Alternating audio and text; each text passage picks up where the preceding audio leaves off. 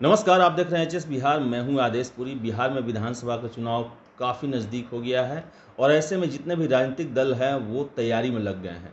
जोड़ तोड़ शुरू है, एक दूसरे पर दबाव बनाना शुरू हो गया है, गठबंधन बन रहे हैं, गठबंधन में टूट हो रहा है।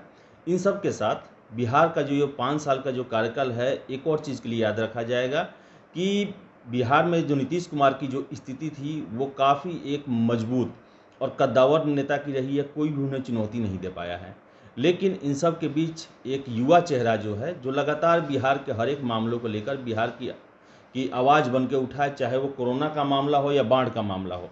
उसने अपने सरकार को ही घेरा है और बिहारियों के लिए बिहार फर्स्ट, बिहारी फर्स्ट का नारा लगाया और उनके लिए जितना भी संभव मदद हो सके वो करते रहा। और इसके साथ ही साथ नीतीश कुमार के खिलाफ उनके सहयोगी बीजेपी भी कुछ नहीं बोल पाते हैं। लेकिन चिराग पासवान जो है लगातार अपने सरकार में ही जो उनकी खामियां रही है उसको उजागर करते रहे हैं, उनका ध्यान आकर्षण करते रहे हैं, दबाव बनाते रहे हैं। तो इन्हीं सब मुद्दों पर हमारे साथ बात करने के लिए हमारे साथ हमारे वरिष्ठ सहयोगी रंजीत झा हैं और इनसे हम बात करेंगे। रंजीत सर, मेरा सबसे पहला आपसे प्रश्न है कि आज जो है पटना समेत पूरे बिहार के समाचार पत्रों के जो पहला पृष्ठ है उस पर लोजपा ने अपना एडवर्टीजमेंट दिया हुआ है और उसमें जो हमको कुछ बातें हैं जो कि काफ़ी आकर्षित की, उसमें नया बिहार, युवा बिहार, युवा बिहारी, युवा शब्द का प्रयोग बहुत ज़्यादा किया गया है। क्या मायने हैं इसका? इसके मायने चिराग पासवान से सीधे कनेक्ट होते हैं। चिराग पासवान, आप देखेंगे कि आज तो एक विज्ञापन आया अखबार में, बड़ा विज्ञापन है, कई सारी बातें यहाँ पे कही गई हैं। बिंदुवार तरीके से आप समझेंगे इसे और हम सबको समझाएंगे भी। तो इसमें सबसे पहले जो देखना पड़ेगा, थोड़ा पहले जाइए। चिराग पासवान स्टार्ट कैसे होते हैं? Bihar first, Bihari first. तो उनका पहला टारगेट पूरा बिहार और बिहार के साथ साथ बिहार को आगे रखने की बात ये हो रहा है और बिहार के लोगों को आगे रखने की बात। अब उन्होंने इसमें थोड़ा सा स्पेसिफिक होना शुरू किया। अब हो रहा है नया बिहार, युवा बिहार, युवा बिहारी। मतलब बिहार की जो यूथ है उसे टारगेट करने की कोशिश है, क्योंकि बिहार की राजनीति, हम लोग कल भी चर्चा कर रहे थे कि बिहार की राजनीति अभी प्रौढ़ के हवाले है, बुजुर्गों के हवाले है। यहाँ युवा नेतृत्व की जरूरत है, क्योंकि लोग युवा हैं।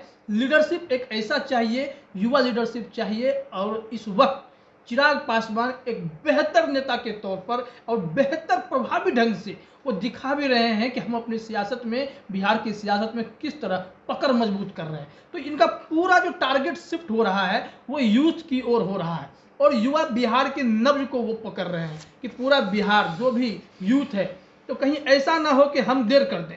आप जरा सोचिए कि तेजस्वी यादव युवा चेहरा के रूप में जाने लगे हैं महागठबंधन में। कन्हैया कुमार हमेशा चुनाव के वक्त आपको एंट्री मिल जाती है कन्हैया कुमार की।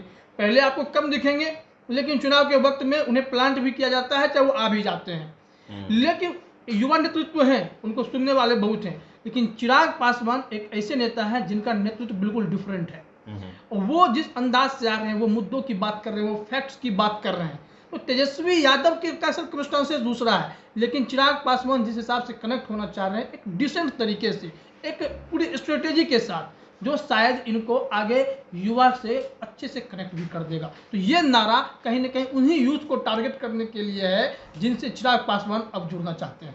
एक और चीज़ है उसमें, मैंने उस शब्द को ये किया कि जैसे कि धर्म न जात करे सबकी बात। अभी तक जो एक नीतीश कुमार हम कहें तो चाहे जो विपक्षी हैं, उन्होंने एक बना दिया था कि जो लोजपा पार्टी है सिर्फ वो पासवानों की पार्टी है। लेकिन ये जो उसमें शब्द है एडवर्टीजमेंट में बहुत प्रमुखता से दिया गया, धर्म न जात करे सबकी बात। क्या मायने है इसका? इसके मायने ये है कि चिराग पासवान की पार्टी, जैसे आपने अभी कहा कि दलितों के पॉलिटिक्स करने की बात, और ऐसा छवि जो ऐसी छवि बनती रही है लोजपा की कि वो जो है सुरक्षित सीटों की पॉलिटिक्स करते हैं लोकसभा में, उनके सुरक्षित सीटों की। लेकिन ऐसी बात नहीं है। जब से चिराग पासवान ने रामविलास पासवान की जगह ली है, यानी लोजपा के सुप्रीमो जब से बने, तब से उन्होंने लोजपा की सियासत को बदल देने का पूरा प्लान बनाया है। रामविलास पासवान एक ऐसी शख्सियत हुआ करते थे जो कभी किसी से संबंध जो है वो खटास में नहीं डालते थे। लेकिन चिराग पासवान के लिए बिहार सबसे ज़्यादा इंपॉर्टेंट हो गया है। बिहार फर्स्ट, बिहारी फर्स्ट की जिस तरह से बात कर रहे हैं, इसके लिए अगर उन्हें ज़रूरत पड़ता है कि वो नीतीश कुमार पे हमला बोलें तो नीतीश कुमार पे भी बोलेंगे। लेकिन जो पूरी बात जो आपने उठाई है, ना धर्म की बात और ना जात की बात, वो धर्म और जात के ऊपर उठना चाहते हैं। बिहार को एजुकेशन के लेवल पे बिहार को एक समान तरीके से देखना चाहते हैं, क्योंकि अब तक बिहार में सियासी समीकरण जो जातिगत समीकरण होता है वो बहुत बड़ा सच है, जिससे अब तक ना बिहार उठ सका है, ना यूपी उठ सका है, और कई स्टेट में ऐसी सिचुएशंस हैं। लेकिन यूपी और बिहार एक ऐसा स्टेट है जहां पर जातिगत समीकरण बहुत मायने रखता है। ये सिर्फ और सिर्फ जनता की सोच नहीं है, ये प्लांटेड सोच होती है। जो पॉलिटिकल जो हमारे नेता होते हैं वो प्लांट करते हैं कि हम आपके मसीहा हैं, हम आपके मसीहा हैं। लेकिन चिराग ने इस दफे ये बात की है, जात पात से उठिए, धर्म से उठिए और एक सच्चा बिहारी बनिए, युवा बिहारी सामने आइए, बिहार का नेतृत्व एक ऐसे हाथों में सौंपिए जो इन सब की बात न करके विकास की बात करता हो। यही संदेश इस विज्ञापन से गया है। एक नीचे स्लोगन दिया गया है विज्ञापन में जी। वो लड़ रहे हैं हम पर राज करने के लिए और हम लड़ रहे हैं बिहार पर नाज करने के लिए। बिल्कुल। ये किसकी तरफ इशारा है? ये इशारा जो है थोड़ा सा कंफ्यूजिंग लग सकता है, तो अगर इसे हम लोग ज़्यादा स्पेसिफिक ना हो जाएं, अगर पूरे रूप से लेके चलें तो यह संदेश सबके लिए है, महागठबंधन के लिए भी है, और ये संदेश जो है कहीं ना कहीं नीतीश कुमार के लिए भी है। अब तक की जो बिहार की सियासत होती रही है उसमें नीतीश कुमार की अगर हम बात कर लें, नीतीश कुमार सत्ता के करीब रहने वाले इंसान हैं। उन्हें शायद हमने कहीं पढ़ा भी था कि नीतीश कुमार सत्ता में रहने के लिए बने हैं और वो सत्ता में रहने के लिए कुछ भी करते हैं। ये ऐसा आरोप भी उन पर लगा है, कई लोग लगाए हैं, फैक्ट्स की बात अलग है। लेकिन जो 15 साल का जो सियासत आप देखें, उन्हें जरूरत पड़ी तो वो महागठबंधन के साथ भी गए। खैर, ये महागठबंधन के साथ जाना तो एक सियासी रणनीति का हिस्सा है, वो किसके साथ जाते हैं। लेकिन ये जो है सत्ता पाने की जो जद्दोजहद है ये सब में है, महागठबंधन हो चाहे वो एनडीए में, चाहे नीतीश कुमार की बात कर लें। तो इस बार यह नारा गया है कि हमें सत्ता का शौक नहीं है। आप जो तेजस्वी यादव नेक्स्ट सीएम, चिराग पासवान ने कभी ये नहीं कहा कि चिराग पासवान नेक्स्ट सीएम। चिराग पासवान बिहार के लिए लड़ रहे हैं, बिहार का नेतृत्व तो चाहते हैं, और बिहार की जनता अगर चाहेगी तो चिराग पासवान सत्ता के करीब भी जाएंगे। लेकिन जब वो सत्ता के करीब जाएंगे तो उस वक्त जो है हम लड़ रहे हैं सत्ता के लिए नहीं, हम लड़ रहे हैं बिहारी नाज करें। तो यानी वो सत्ता पे जाएंगे तो वो काम करके दिखाना चाहते हैं, वो विकास करके दिखाना चाहते हैं जिसे हर बिहारी नाज करेगा। तो यह संदेश उन्हीं लोगों के लिए है कि अब लड़ाई सत्ता के लिए नहीं, बिहारी के लिए लड़िए और बिहारी को दिखाइए कि हम आपके लिए वो करने वाले हैं जिसे आप आने वाले समय में नाज करेंगे। ये है विज्ञापन की असली बात। अभी तक जो लोजपा का हम रोल देखें तो 2005 का जो फरवरी का इलेक्शन हुआ था उसमें लोजपा बिहार में किंग मेकर के रूप में उभरी थी। बिल्कुल। लेकिन वो अवसर जो है रामविलास पासवान भुना नहीं पाए, उसे वो खो दिए उसे।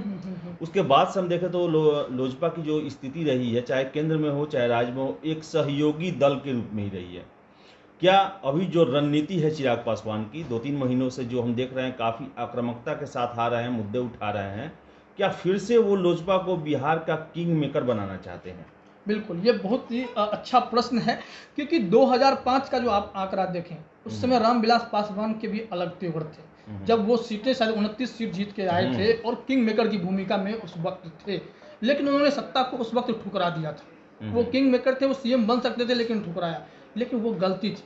अब चिराग पासवान जो हैं वो इस चीज़ को समझें और रामविलास पासवान भी समझें, क्योंकि 2005 से 15 साल तक लोजपा, आपने भी कहा कि सहयोगी पार्टी बन के रह गई, तो लोजपा को निखर के सामने आने का एक मौका मिला है। जब राजद निखर सकता है, जब जदयू सामने आ सकता है, तो लोजपा क्यों नहीं?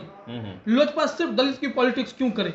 रामविलास पासवान भी इस बात को समझ गए हैं कि हमें ठीक है कि हम पे आरोप लगा है कि हम मौसम वैज्ञानिक हैं, कुछ भी हैं, लेकिन जब यह आरोप लग जाता है तो इसके बावजूद रामविलास पासवान ये समझते हैं कि चिराग पासवान हमारे पास एक ऐसा नेतृत्व है, चाहे उनका लड़का ही है लेकिन पढ़ा लिखा है और स्ट्रेटेजी जानता है, कई तरह की बातें करता है, उसके पास प्लानिंग है, और वो अपनी जो टीम खड़े कर रहे हैं चिराग पासवान वो डिफरेंट है। तो वो इस बार 15 साल में जो पछतावा है लोजपा की, कि जो कहते हैं ना उसे कसक है, कि वो उसे दूर नहीं कर पाए। तो यह गलती अब नहीं दोहराते हुए चिराग पासवान अब अपने पार्टी को आगे ले जाना चाहते हैं, अपने नेतृत्व से यह साबित करना चाहते हैं कि बिहार की जनता को यह दिखाना चाहते हैं, लोजपा पे भरोसा दिखाइए, हम जदयू और राजद से भी बेहतर बन के दिखा सकते हैं, बस मौका मिलने की दरकार है। तो इस बार भी जो 2020 का विधानसभा चुनाव होगा तो चिराग पासवान की रणनीति यही है कि अगर हमें अच्छी खासी सीटें आ जाती हैं, हम जितनी सीट की मांग कर रहे हैं, या फिर अगर जो नौबत जो आ रही थी 119 सीटों वाली बात है, तो अगर नौबत आ जाती है, अगर हम बेहतरीन सीट ले आते हैं तो हमारा बीजेपी से संबंध खराब नहीं है, हमारा जदयू से खटास आ रहे हैं संबंध में, लेकिन बीजेपी के साथ संबंध जो है वो हमारा ठीक है। तो ऐसे में अगर किंग मेकर की भूमिका में आएंगे और युवा नेतृत्व को जरूरत पड़ेगी, एनडीए के पास नेतृत्व नहीं है, युवा नेतृत्व नहीं है, बूढ़े भी नेतृत्व हैं, तो वो कोई एक फेस नहीं है, कई फेस है। तो ऐसे में चिराग पासवान के पास यह बेहतरीन मौका है कि अगर किंग मेकर की भी भूमिका में वो आ जाते हैं, ऐसे नहीं कि बहुमत वाली बात नहीं, किंग मेकर की भी भूमिका में आ जाते हैं,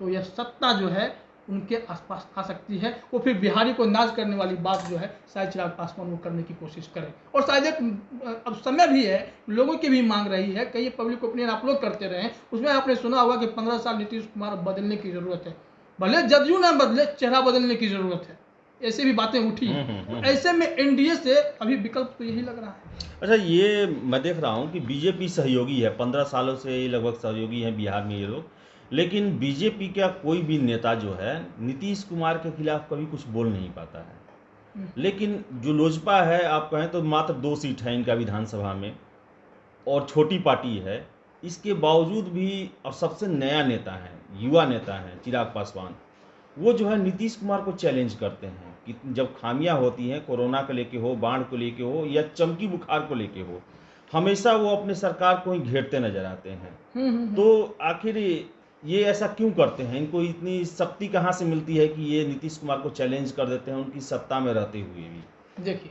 इसमें 2 बातें समझनी पड़ेंगी। जो पहली बात आपने कही कि एनडीए में भाजपा नीतीश कुमार पर हमलावर अब नहीं है, लेकिन बीजेपी की भी अपनी महत्वाकांक्षा है, ऐसी बात नहीं है कि वो हमलावर नहीं रही, भाजपा हमलावर रही है नीतीश कुमार पे, लेकिन इन दिनों भाजपा नेतृत्व को यह लगता है कि नीतीश कुमार बिहार की इस वक्त की जरूरत है, खास करके चुनाव जीतने के लिए। एनडीए को अगर जीतना है तो नीतीश कुमार की बातों पे चलना पड़ेगा, यहाँ पे नीतीश कुमार को ही बड़ा भाई मानना पड़ेगा। अब इसमें इस वजह से यह मजबूरी है कि भाजपा के नेतृत्व ने इन लोगों को खामोश किया है कि आप इनके साथ फिलहाल चलिए। जो उन्होंने अपना सर्वे किया उस हिसाब से लगता है कि 2020 भी नीतीश कुमार का है, लेकिन यह जिद और यह रणनीति सबकी अलग अलग होती है। अभी चिराग पासवान की जो आपने बात की, वो हमलावर कैसे हैं? चिराग पासवान के पास बिहार विधानसभा में खोने के लिए कुछ नहीं है, पाने के लिए बहुत कुछ है। 2 सीटें, सरकार में कोई भागीदारी नहीं, ये भी उन्होंने खुलकर कहा है कि हम सरकार में नहीं है, तो हमारा फर्ज बनता है कि बिहार में जितनी भी कमियां हैं हम उसको गिनाएं और नीतीश सरकार को गिनाएं कि आप यहाँ गलत कर रहे हैं। तो यह एक तीर से 2 निशाना है।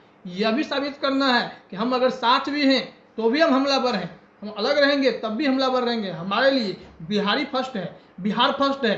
चिराग पासवान का यह संदेश कहीं ना कहीं जनता के बीच जा रहा है और जनता यह सब के मन में यह भरोसा उठेगा कि चिराग पासवान ऐसे समय में जब भाजपा खामोश है, जब भाजपा को लगता है नीतीश कुमार जिता देंगे, तब भी चिराग पासवान को यह उम्मीद है कि कोई चिराग फिर से जल सकता है।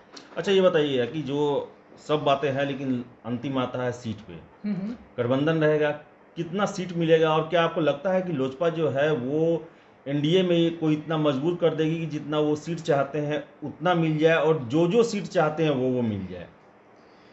देखिए, जो सीट चाहते हैं वो तो आपसी सहमति की बात है, उसमें से शायद 70% 80% जो सीट वो चाहें वो तो मिल सकता है, जो फिलहाल जो सिचुएशन बन रहे हैं और जिस हिसाब से लोजपा और चिराग पासवान ने रणनीति बनाई है चुनाव में, चाहे सीट शेयरिंग के लिए हो, चाहे बिहार विधानसभा में ग्राउंड स्तर पर काम करने की हो, तो इनका अभी अपनी टीम काम कर रही है, सर्वे हो रहा है, सब कुछ हो रहा है। तो ऐसे सिचुएशन में चिराग पासवान को जो सीट मिलने की जो उम्मीद है, हम लोगों ने पहले बताया था कि 30 से 35, उनका टारगेट 42 से 43 सीटों का था, लेकिन 30 से 35 सीटों में ये मान के चलिए कि 30 से 31 सीटें तो ऐसी होंगी जो चिराग पासवान चाहेंगे वो मिल जाएगी और कई ऐसी सीटें होंगी जिस पर पेंच फंसेगा, तो वो खैर आपसी मुद्दे से सुलझाया जाएगा। लेकिन चिराग पासवान की जो भी पॉलिटिक्स है, जो तेवर हैं, वह यह साफ साफ जाहिर करते हैं कि नीतीश कुमार को बैकफुट पर लाने में भाजपा के लिए भी तुरुप के साबित होंगे।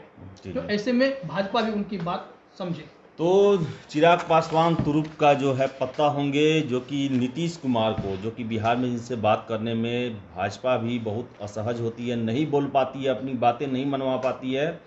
चिराग पासवान ऐसा लगता है कि उन्हें अपनी बात मनवाएंगे, और इसके साथ ही साथ उनका सीधे इस बार का नारा है कि युवा बिहार और युवाओं के लिए बिहार, जिस पर वो नाज कर सके, पूरा देश नाज कर सके, ऐसा उनका प्रयास है। और इस विधानसभा में उनके लिए पाने के लिए सारा बहुत कुछ है और खोने के लिए कुछ नहीं है। ना वो सरकार में है और दो ही उनके अभी पीछे एमएलए हैं, लेकिन उनकी कोशिश है कि बिहार में किंग मेकर के रूप में आया जाए, अपनी पार्टी का दायरा बढ़ाया जाए, और लोजपा को एक बिहार की बहुत बड़ी पार्टी बनाने का उनका सपना है। अब देखने वाली बात है कि जनता का इसमें कितना सहयोग मिलता है, लेकिन चिराग जो है अपनी तरफ से सारी रणनीति पर काम कर रहे हैं, और जब रणनीति बनाए हैं और मन से काम कर रहे हैं तो परिणाम भी सकारात्मक होंगे, ऐसा हम आशा कर सकते हैं। फिलहाल इस रिपोर्ट में इतना ही। अगर आपको हमारा वीडियो पसंद आया तो इसे आप लाइक करें, शेयर करें, और हमारे चैनल एचएस बिहार को सब्सक्राइब जरूर कर लें। आपका बहुत बहुत धन्यवाद। धन्यवाद।